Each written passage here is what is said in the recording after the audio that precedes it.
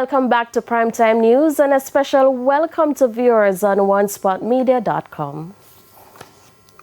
Up first this evening, the Ministry of Health is warning that the current dengue outbreak could continue to next year.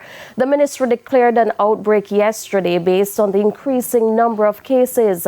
The details in this report from Dwayne Anderson. On Saturday, the Ministry of Health declared a dengue outbreak in Jamaica. As at Friday, the country recorded 565 suspected, presumed, and confirmed cases of dengue, 78 of which are confirmed cases.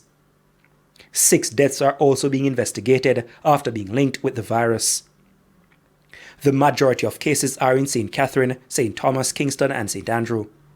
Health Minister Dr. Christopher Tufton is advising members of the public to cooperate with vector control workers and community health aides who will be fogging communities and searching for mosquito breeding sites. We do anticipate that this outbreak will continue for a while. We'll give some more specific information on that. Certainly going into the end of the year, perhaps into the new year, we will continue to do what is necessary. Look out for your vector workers, your community health aides in your community.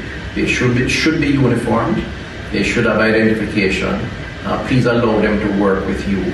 And please do not, as has been the case in the past, threaten them, throw stones at them, abuse them because you don't like the fact that they're fogging the community or that they need access to help you to protect yourself. In the meantime, with the dengue type 2 strain being predominant in the population at this time, the Ministry of Health says children under 14 years old are more susceptible to contracting the mosquito-borne virus. In addition, other people who previously contracted dengue types 3 or 4 are at risk for more severe infection should they contract dengue type 2. Chief Medical Officer of Health, Dr. Jacqueline Bisesa Mackenzie, says this is because the last time type 2 dengue was so predominant was in 2010. Persons less than 14 are more likely to be affected by this as they have no memory of the dengue type 2. So they are more susceptible to getting dengue type 2. Dengue type 2 is known to produce a more severe illness. In addition, because persons would have been exposed in 2019 with dengue type 3 or 4, they will now get dengue type 2 as a secondary illness. And secondary dengue is also known to produce a more severe illness. The Chief Medical Officer says given the risk faced by children, parents should consult with their pharmacists prior to administering medication to children believed to have contracted dengue.